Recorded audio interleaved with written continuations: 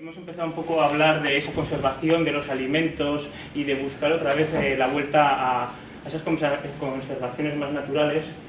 Pues bueno, decir esto que es una cosa que nos ha llevado a la especie humana pues desde los primeros tiempos, ¿no? Y ya no solamente conservar esos productos, ese producto ya elaborado como podía ser el vino, sino también cómo conservar esas materias primas, ¿no? Y de ahí, de cómo conservar esa materia prima, de cómo conservar las uvas, pues encontramos que en Rioja había un producto que se llamaba vino supurado o supurado, que era eso, que era un vino dulce de uvas pacificadas que venían de las uvas que sobraban de aquellas que se llevaban a las casas para los autoconsumos, ¿no? Os he puesto un poco ese famoso mapa que está de los suelos, ¿no? De las calidades de los suelos, y decir que, bueno, que antes no necesitaban ese mapa porque realmente ellos sabían dónde plantar, ¿no? Sabían dónde plantar, y de esto nos ha hablado un poco ya Juan Carlos, y es que veníamos un poco de esa agricultura tradicional, en la Rioja de esa agricultura tradicional, en donde venía la sabiduría, venía de esa, pues, de esa herencia, ¿no? De las fuentes orales, y en la que la primera necesidad que tenían las familias, que tenían los agricultores, era la de cubrir las necesidades básicas de alimentación, pues, de su gente, ¿no? De su familia. Y ello nos llevaba a un sistema de policultivo, de que se conservaba, de que había diferentes cultivos en las explotaciones, en las tierras, y por eso ese mapa que os he hablado un poco antes pues no era necesario, porque como se estaban jugando lo que tenían que comer en el invierno, sabían dónde plantar las viñas y sabían que no las tenían que plantar en el regadío, porque en el regadío tenía que ir el grano pues para poder hacer pan y para alimentar al burro, que luego le iba a ayudar a labrar las viñas, ¿no? Y después algo bastante importante, ¿no? Que se está hablando aquí es que se están cambiando un poco las variedades, los genes, ¿no? Pues ahora se pone el tempranillo, en vez del 43, el 75, no sé qué. Bueno, pues realmente este tipo de agricultura, esta agricultura tradicional, pues ellos eran un poco soberanos, ¿no? Y sabían lo que querían cultivar y con qué semillas cultivarlo, porque sabían cuál era el fin, ¿no? Y el fin pues era eso, era la conservación de esos alimentos para poder ir comer durante los inviernos, ir comiendo durante las hambrunas, y eran los excedentes lo que se vendía. Creo que esta pirámide pues diríamos que ahora es totalmente inversa, ¿no? en la actualidad, ¿no? Y esta conservación de los alimentos pues era para eso, esa conservación se necesitaba pues para esas épocas en las de invierno, o en épocas de guerra, o épocas de que venía un accidente climático y se quedaban sin alimentos, o para cuestiones de movilidad, ¿no? Hay que pensar que había muchos alimentos que había que llevarlos de un lado a otro pues en las trashumancias, o cuando cuando no estábamos tan asentados en un lugar, ¿no? Y bueno, y de aquí pues surgió de los técnicos y de ir pensando, ¿no? Del ingenio, fueron saliendo y surgiendo muchísimas técnicas de conservación. Las más tradicionales le he puesto un poco en mayúsculas porque, bueno, esto, pues el supurá habla de tradición, habla de esa agricultura tradicional que existía, y luego pues otras más modernas, ¿no? Sobre todo a partir de la electricidad, ¿no? La llegada de la electricidad y, bueno, y de los avances científicos. Y bueno, y un poco pues nos vamos a centrar en lo que era la pacificación, ¿no? Que simplemente era el secado, la deshidratación de los alimentos o de la materia prima, de la uva, ¿no? Y eso lo único que consistía era en que se fuera extrayendo el agua que tenían esos alimentos, pues se fueran poco a poco saliendo. Por lo que era importantísimo que cuando se ocurría esa deshidratación, esa agua empezaría a salir, pues bueno, que estuvieran en un lugar de conservación pues con unas características pues bastante buenas, pues para que no se podría, no saldría moho o no saldría botrytis, ¿no? Entonces, esa pacificación pues se solía hacer o al aire o al sol, que pues con muchos productos, ¿no? Que encontramos, como se están recuperando también, las ciruelas pasas de nalda, ¿no? O por ejemplo el grano, ¿no? La paja, que al final también era una forma de conservar, o bajo cubierta, ¿no? Que pues bueno, pues cuando ya se acercaba el invierno, se acercaban ya los otoños, pues había productos pues que era necesario llevarlos a las casas, pues porque si no el tiempo no nos permitiría conservarlo, ¿no? Y esto del tiempo es bastante importante, ¿no? Y esto, pues bueno, esta es la introducción a unos mapas de precipitaciones en La Rioja, y lo que nos habla es que esta es un poco pues cómo se ha hecho cómo se van a hacer estas tal, y nos habla ya de datos que han tomado como referencia los datos del periodo de 1970 a 2000, es decir, que ya tienen un amplio abanico de años, y en el que nos dice que al final, pues La Rioja, por mucho que queramos, y he tomado el mes de noviembre porque considero que es en el donde se produce la pacificación de los productos de otoño, ¿no? Porque bueno, pues octubre es cuando se cosechan o cuando se dan las cosechas, y noviembre era cuando ocurría, pues si vamos ya al 2012, ya con pleno cambio climático, el cambio está cambiando, etcétera, etcétera, pues bueno, lo que nos está diciendo es que toda la zona de Rioja, o en este caso todo lo que sería la denominación de origen Rioja, pues nos encontramos pues, en un clima que lo que estos años se ha dicho que todavía sigue siendo húmedo, ¿no? Y a nivel de la media, pues sería muy húmedo. En 2013, pues nos dice un poco más, ¿no? El Rioja Baja igual sí pasa a un año un poco más seco, pero todo lo que es Rioja Alta volvemos a lo mismo. Rioja sigue siendo un clima húmedo. Y en 2014, pues bueno, esto nos acordamos del año pasado, ¿no? Lo que ocurrió en otoño, pues esto ya pues no es que fuera húmedo, sino que era casi ya el trópico. La conclusión es que el secado de las uvas en La Rioja y el secado, y lo podemos llevar a todos los alimentos, pues se realizaba bajo cubiertas. Y eso se realizaba en las colgaderas.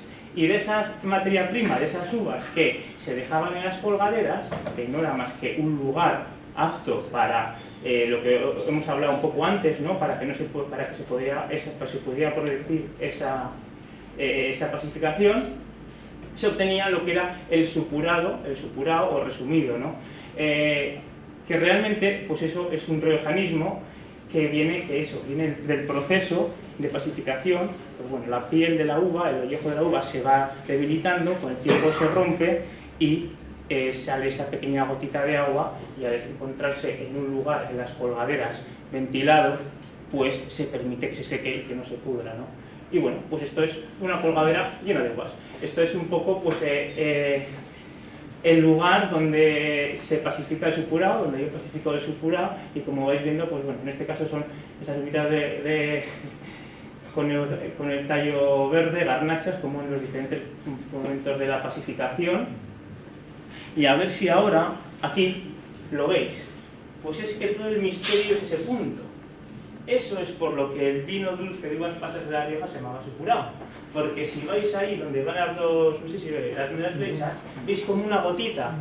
Y eso lo ves, pues bueno, de vez en cuando se ve, y eso es lo que, de ahí venía el nombre de supurado, ¿no? Esa era la gotita que supuraba la piel.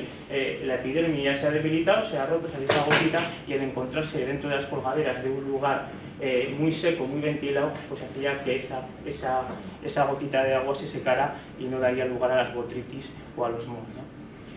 Bueno, pues todo este vino, todo esto que os he contado, pues viene un poco de, como algunos dicen, de un vino del pasado, ¿no? Un poco de las fuentes orales, la que íbamos a ir preguntando a todos los abuelos, en todos los pueblos de esta zona, pues se iba repitiendo todos estos elementos, todos estos procesos, ¿no?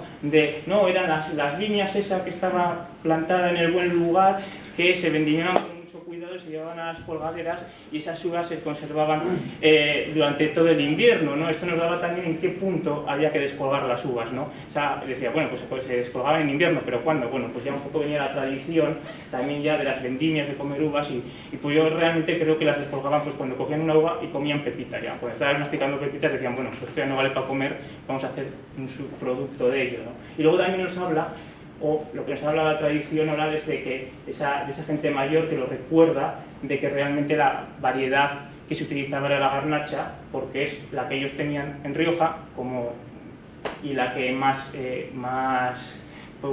ideada estaba, ¿no?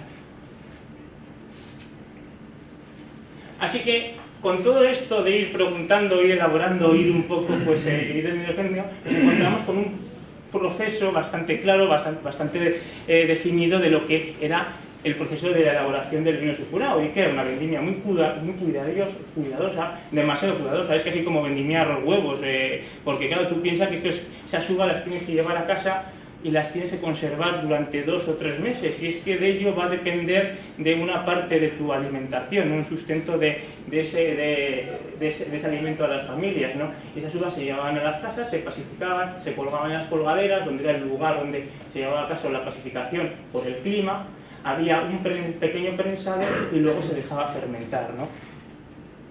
Y bueno, pues un poco las uvas que se obtenían, o sea, aquí yo creo que lo más importante es eso, es hablar de que estamos obteniendo, pues eso, de unos 1000 kilos de uva, pues vamos a obtener casi unos 230 litros de supurado sucio, o sea, teníamos un rendimiento pues muy bajo, ¿no? ¿Y por qué digo de supurado sucio? ¿Qué es eso de supurado sucio?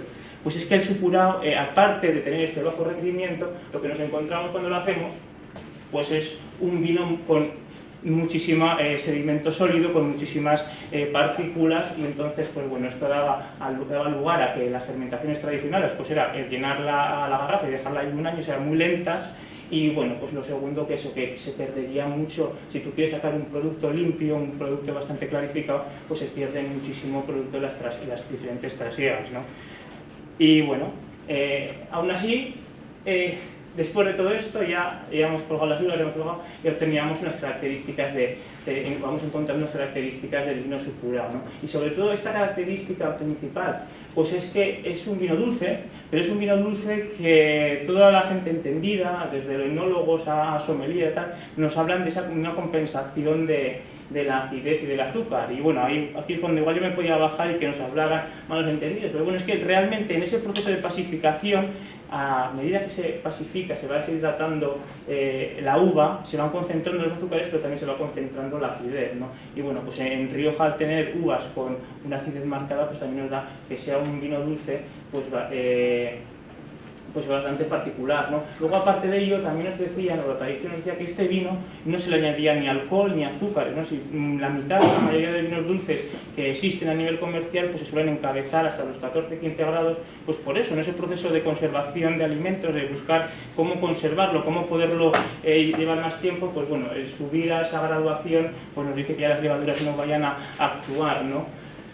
Y bueno, pues es un poco las características del supurado, ¿no? Pero bueno, ante todo esto, este vino pues se perdió, ¿no? Y fijaros de las cosas que estamos hablando de una pacificación bajo cubierta en un lugar pues mágico y precioso, como son las Colgaderas, que si alguno pues ha visto esos lugares de los abuelos, ese lugar mágico, es un producto de unas características muy concretas, que se hacía en un lugar muy detallado y con un proceso de elaboración muy claro, ¿no? Aunque fuera de la fuente oral. Es decir, este es el inicio de las denominaciones de origen, uno de los lugares, ¿no? Un producto muy característico, muy claro, realizado en un lugar determinado.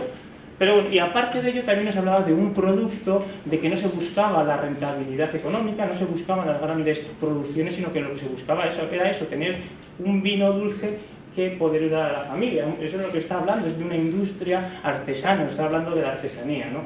Dos valores que yo creo que cualquiera de estas palabras están en botellas de vino, ¿no? Por llevarlo aquí, que es lo que nos venden, ¿no? Es decir, tenemos un vino con unas características, con unas peculiaridades, con unos sabores que podría estar en cualquier botella de vino defendiéndose por el mundo a la hora de venderlo, pero el vino supurado pues se pierde y pasa un poco al olvido. Y bueno, ¿y por qué se pierde el supurado? Pues bueno, pues no se pierde el supurado, pues aparte de muchas razones, pues también hay que ponernos un poco en contexto, ¿no? Y es un poco también de lo que nos han hablado Juan Carlos y el otro ponente. Y es que, bueno, en Europa, a partir de los años de mediados del siglo pasado, pues ahí en España pues hay primero una gran industrialización, ¿no? Esa industrialización que veníamos tarde pues se da a los pueblos, ¿no? Todo el mundo se va de los pueblos, se va a las ciudades a trabajar a las industrias, a empezar el turismo, en las familias que pueden dar a sus hijos una educación, venir a las universidades, les envían directamente. Y esto ocurre que hay un éxodo rural, y ese éxodo rural, pues bueno, pues pasa lo que todos sabemos, ¿no? Ha habido un despoblamiento de los pueblos, de las zonas rurales, y con eso ha habido una pérdida pues, de esa cultura rural, de esa agricultura tradicional, en la que, bueno, las viñas estaban bien plantadas porque sí, pero no era un porque sí, sino que era una sabiduría, pues lo que se llama sabiduría rural, ¿no? Y bueno, y esto también hay que unirlo a de por qué están también las viñas. Pues bueno, yo creo que también Europa, venimos en una situación, en un contexto en el que Europa, a mediados del siglo pasado, viene de la guerra mundial, ¿no? Está totalmente de la Segunda Guerra Mundial, así es, y está totalmente devastada, ¿no? Hay hambre por todos los lados, entonces ya a nivel político, a nivel de las administraciones, empieza a hablar de que se necesita que Europa tenga alimentos. Entonces aquí se produce, pues, esos primeros inicios de la política agraria común, y en la que las ayudas van destinadas a eso, a producir alimentos, a una industrialización del campo, ¿no? A una mecanización, a una formación, a que la ingeniería agrícola empiece a producir alimentos en las cantidades suficientes para poder abastecer a la Europa que se estaba muriendo. Y bueno, esto estaba muy bien, además nos llevó eso, a abandonar los burros en el campo y coger los tractores, que es algo bueno, pero también nos dio el resultado de todo esto también fue una pérdida del respeto sobre el cultivo de la tierra, pues como os ha dicho, a utilizar un montón de productos químicos sin muy bien saber hacia dónde se iba, y a tener en cuenta, pues nada, ¿no? Pues ahí he encontrado un mote que decía, bueno, pues este pueblo, pues ya el problema del campo ya se ha solucionado, ¿no? Y es un poco lo que ocurrió, ¿no? Bueno, esto fue pasando los años, y bueno, pues ya pues el problema de hambruna se pasó. Se empezó a ver lo que hemos estado hablando en esta sala un poco, ¿no? Que lo que no se podía hacer era producir grandes cantidades de alimentos a cualquier precio, es decir, había que tener en cuenta el medio ambiente, porque la tierra era el sustento donde al final teníamos que cultivar año tras año, teníamos que tener en cuenta pues a la salud humana, porque pues empezaban a salir esos casos de pues, enfermedades correlacionadas con el uso de fitosanitarios, y se volvía a hablar pues, de los barbechos, de hacer policultivos, ¿no? Se volvía ya otra vez a hablar de esa agricultura tradicional que habíamos abandonado, ¿no? Y bueno, ya pues empiezan también, es un paso muy importante la condicionalidad, empiezan ya en esta evolución, obligan a los agricultores a empezar a tener prácticas respetuosas con el medio ambiente, ¿no? Que para muchos pues, nos quedarán en poco, pero bueno, ya empieza a haber una conciencia, a resonar una conciencia en Europa y en España de que esto no podía seguir ese modelo de todo vale, ¿no? También se empiezan a hablar de las DOC y de las IGPs, es un momento álgido, ¿no? de potenciar esos productos tradicionales, esos productos locales. Y bueno, yo creo que sobre todo lo que volvemos es un poco a recuperar, igual que esos pueblos antes la gente se iba, ¿no? Y aquí tendría que ser la foto del burro que nos enseñan en todos los lados, pues bueno, esa foto ya se empieza a dejar un poco atrás, la nostalgia, se empieza a ver a los pueblos, pues bueno, a querer recuperar sus costumbres, sus tradiciones, y también la biodiversidad. Se empieza a hablar de biodiversidad, ¿no? Una palabra que dice mucho, ¿no? Y para mí ha sido bastante importante, y luego contaré. Y aquí empieza un poco la recuperación del supurao, ¿no? Para que veáis, pues esto de las políticas, ¿habéis visto cómo afecta? Pues en el sector primario afecta mucho, porque la recuperación del supurao es un poco esta historia, está totalmente perdido, y a través de los centros europeos, los centros de promoción y medio rural, del FEI, o sea, del dinero que se destina ya a Europa a la promoción de los productos pues más tradicionales, más locales, esa vuelta a tener un cuidado por el medio ambiente y por el mundo rural, pues hay unas jornadas de productos tradicionales con una pequeña publicación que tengo aquí, que bueno, pues que a los que os interese, pues seguro que, pues bueno, que fue un poco el inicio, ¿no? En el que yo empecé a hablar de este vino, y bueno, pues ahí me picó la curiosidad y yo quise seguir, ¿no? Yo quise seguir, pues preguntando a la gente mayor, preguntando a quien hacía ese supurao y haciendo la primera elaboración, ¿no? Esto empezó todo en el año 2010, un poco cuando yo me incorporé como agricultor, como joven agricultor, y bueno, y un hecho bastante importante, ¿no? Es que en el 2013, pues bueno, se consigo, ¿no?, que autoricen el supurao como vino dulce de Rioja, con todo este proceso de elaboración que hemos visto claramente marcado, como lo muestran, pues lo que sé, otros tipos de vinos, como un crianza o un reserva, pero sí que conseguir se adapte las características del supurado a la reglamentación del Consejo de la denominación. Esto es bastante importante, ¿no? Porque lo que os he dicho, un producto que teníamos hablando de tradición y hablando de lugares, pues que no se podía hacer la denominación de origen, ¿no? Y bueno, y aquí pues nace un poco pues Ojuel, ¿no?, que es mi proyecto más personal. Ojuel viene de Sojuela, pues porque lo típico, ¿no? Pues ¿y cómo le llamas tú a esto de hacer un vino, no? Pues bueno, pues hacer un poco mención o un poco orgullo a mi pueblo, ¿no?, que es Ojuela. Este es un pueblo que está aquí en la falda de Moncalvillo, es el monte que todos vemos cuando nos levantamos desde Logroño. Y bueno, son esos pueblos típicos de media montaña, que hay un gran desnivel, empieza el término municipal a los 500 metros, pegando a Entrena, ¿no?, el clima es más mediterráneo, más seco, y va hasta los 1400, que es la punta de allí del monte. Y bueno, esto lo que hace es que haya un cambio también climático, de pequeños microclimas, pequeños microecosistemas, ¿no? Y ¿Qué ocurrió? Pues que fueron pueblos que yo creo que por estar cerca de las ciudades, este despoblamiento, este éxodo rural, pues estuvo muy marcado, por lo que se sigue manteniendo un minifundio muy pequeño, es decir, ese mantenimiento de pequeñas parcelas, unas mirando para el sur, otras para el norte, que pues se sigue manteniendo, ¿no? Y eso, pues bueno, pues fijaros es el ejemplo de las viñas de mi familia, que casi no llegan a 10 hectáreas, pues tengo 39 parcelas. Eso es minifundio, y eso pues también habla del terroir este famoso, que está un poco de moda, que mis abuelos pues lo hicieron sin querer, ¿no? Esa agricultura tradicional se hacía sin querer, ¿no? Y luego pues me encontré con un pueblo pues que también pues le dieron en el 2010 capital de la biodiversidad a pequeños municipios. Y yo, pues bueno, eso de digo, ¿y eso qué será? ¿No? Y otra vez se volvía a repetir esa palabra que veía pues cuando hacía la PAC y cuando iba a mi pueblo, la volví a ver, ¿no? Y bueno, pues esta era un poco la situación actual, y yo pues comencé a ser joven agricultor en el 2010. Y yo empecé haciendo agricultura convencional. Y es que cuando vi esta foto, es que es lo que me pasó a mí. Yo tenía el tractor viejo de mis abuelos, con el atomizador, el SEP este azul, que seguro que muchos de vosotros acordáis, que ir a tratar con eso era una aventura, era como ducharte 3 o 4 veces cada vez que tratabas, ¿no? Y bueno, a mí lo que me salía cuando trataba las primeras veces, cuando mi cuerpo no estaba acostumbrado a esos productos, pues era un malestar, pues yo qué sé, era una enfermedad.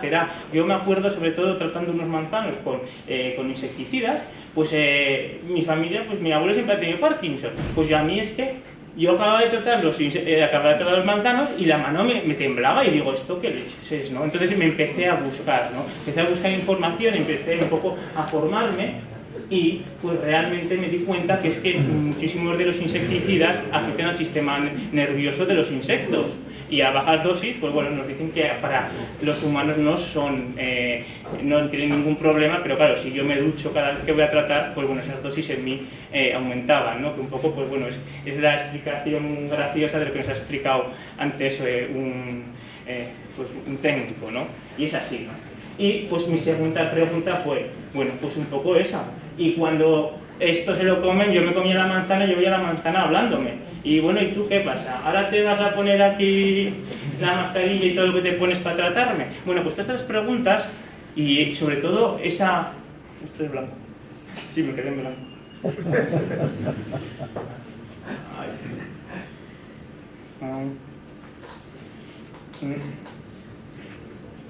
A ver, espera, ¿qué pasa? Bueno, pues me llevaron a empezar a hablar, y otra vez me encontré con la biodiversidad, ¿no? Y eso de la biodiversidad, pues me metí en un fregado que es que no es que le haya costado a la diapositiva ponerse. Es que lo primero que cuando encuentras biodiversidad y pones la palabra biodiversidad, dicen que es algo muy difícil de explicar. Pues bueno, tengo que venir yo aquí, un agricultor, a explicaros lo que es la biodiversidad. Pero la biodiversidad simplemente es un poco ese principio, ¿no? En el que, ¿qué es la biodiversidad? Pues todo es biodiversidad. Todas las especies, todo lo que hay en la tierra, es diferente, ¿no? Todos los que estamos aquí somos uno diferente al otro, estamos creados por una serie de genes que son diferentes el uno al otro, pero nos juntamos todos y creamos una especie, ¿no? Y bueno, pues con esas especies se crean poblaciones, ¿no? Y de esas poblaciones pues vienen los pequeños ecosistemas. Nosotros nos ponemos de acuerdo con las plantas,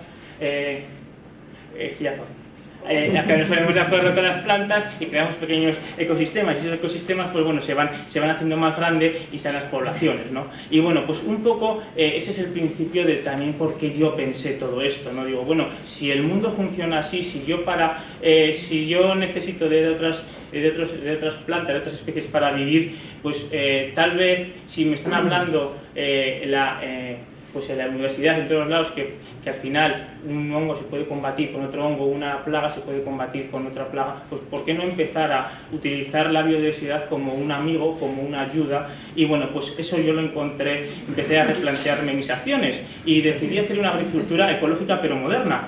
Y esto creo que es bastante importante y daría una mesa muy interesante, y es que yo creo que la agricultura ecológica debe ser aquella que me permita a mí vivir como agricultor y llevar a cabo pues, mis proyectos de vida. Y es que está muy bien lo de ver el burro, y está muy bien lo de esas viñas heroicas que todos queremos tener, pero es que si eso sería la agricultura que queremos, sería el inicio de mi éxodo rural.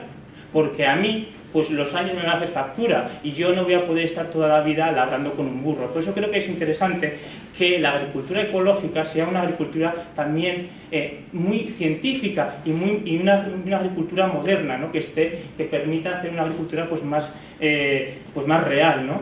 Y luego, pues bueno, sobre todo eso, el respeto a la biodiversidad, una reducción del CO2. Y es que también, pues bueno, yo me he llevado además de unas jornadas del año pasado, a llevar como eso, las mediciones de CO2. Y yo a día de hoy, una también de mis preguntas es, un producto que se produce en España y que tiene que recorrer medio mundo con un sistema de transporte que usa las energías fósiles, ¿es realmente un producto ecológico? Aunque sea la normativa, sí, la botella del vino de dentro es ecológico, pero ese vino es ecológico, todas esas materias, todo eso es ecológico. Bueno, pues sí, según la normativa de la agricultura ecológica sí es, pero yo creo que es hacia dónde debemos ir, ¿no? Entonces también me llevó a pensar que por qué no acercarme a ese trato más personal, ese trato más humano e intentar vender el vino pues como hacían en esa agricultura de sabios, ¿no? Esa agricultura tradicional, lo más cerca posible, ¿no? Aunque bueno, pues siempre esos excedentes siempre se pueden vender fuera, como bien decían nuestros abuelos.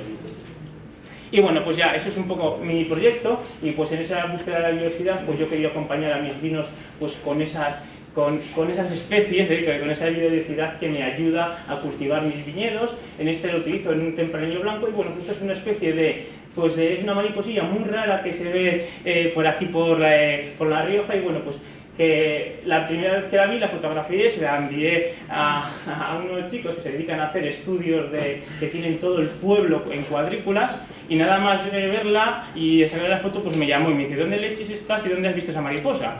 Digo, bueno, pues en una viña de tempranillo blanco. Digo, pues es que intenta cogerla, me decía, porque es una especie. Entonces, bueno, pues qué mejor, ¿no?, que acompañar esa mariposa que me ayuda a mí a producir vinos, que en una viña encima amarilla, pues perfecta, ¿no? Es decir, eso es biodiversidad, y la biodiversidad yo creo que pues me acompaña a mí en mis botellas. La cigarella Barramontes pues pasa un poco lo mismo, ¿no? Otra de las mariposas que tenemos bastante por la zona, otra especie protegida de allí, y que bueno, pues su peculiaridad son las alas de atrás, que normalmente suelen ser rojas, y en la colonia que hay por en un caldillo, pues las alas de atrás son hacia negras, hacia oscuras.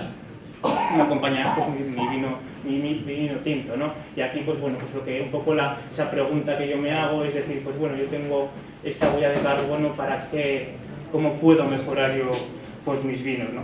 Y bueno, y esto es un poco la presentación de lo que era un poco el vino supurado, y un poco pues mi proyecto, ¿no? Y muchas gracias.